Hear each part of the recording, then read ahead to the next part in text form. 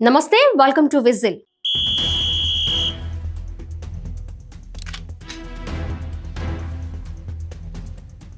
AP deputy CM Pawan వ్యాఖ్యల వివాదం కొనసాగుతోంది. కోనసీమ పర్యటన వేళ పవన్ చేసిన వ్యాఖ్యలపై తెలంగాణ నేతలు సీరియస్ అయ్యారు.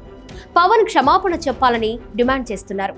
గోదావరి జిల్లాలో అనుకుంటున్నాడు రాష్ట్రం విడిపోవడానికి కూడా కారణం గోదావరి జిల్లాలో పచ్చదనం, ఆ శాపం తగిలేసినప్పుడు ఈరోజు గోదావరి జిల్లాలో మొత్తం కొబ్బరి చెట్లతోటి తెలంగాణ నాయకులంతా అంటారు కొబ్బరి చెట్లతో చాలా ఆనందంగా ఉంటారు, మీరు పచ్చదనంతో చాలా బాగుంటుందంటే ఈరోజు కొబ్బరి చెట్లు ముండలు కూడా లేవు, అంత దిష్టి తగిలింది కోనసీమకి. పవన్ సినిమాలను తెలంగాణలో ఆడవని హెచ్చరిస్తున్నారు. కాగా పవన్ వ్యాఖ్యల వివాదంపై జనసేన ఇప్పటికే బదిలిచ్చింది కూడా. వ్యాఖ్యలను వక్రీకరించవద్దని కోరింది. తాజాగా సిపిఐ జాతీయ నేత నారాయణ ఇదే అంశంపై స్పందించారు. కోనసీమ కొబ్బరి చెట్లకు తెలంగాణ నేతల దిష్టి తగిలిందని వ్యాఖ్యానించారనే ప్రచారం సాగింది. రాష్ట్ర విభజన అంశాన్ని పవన్ ప్రస్తావించడం పైన తెలంగాణ నేతలు మండిపడుతున్నారు. పవన్ క్షమాపణ చెప్పాలని డిమాండ్ చేస్తున్నారు.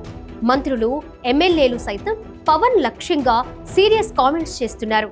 మంత్రి కోమటిరెడ్డి సైతం ఘాటుగా స్పందించారు. పవన్ కళ్యాణ్ కు రాజకీయాలు తెలియదని అన్నారు.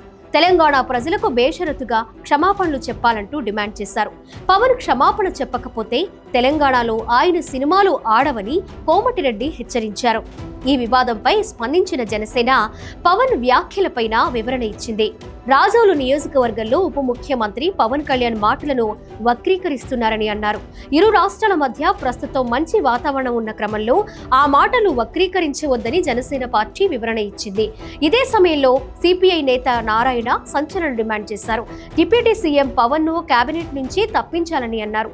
పవన్ శైలితో తెలుగు ప్రజల ఐక్యత దెబ్బతినే అవకాశం ఉందన్నారు నారాయణ. తెలుగు రాష్ట్రాలు భౌగోళికంగా విభజన జరిగింది కానీ శత్రుత్వం లేదని అన్నారు. పవన్ మొదట్లో చేగువేరా అన్నారని, ఇప్పుడు సావర్కర్ శిష్యుడిగా మారారని ఎద్దేవి చేశారు.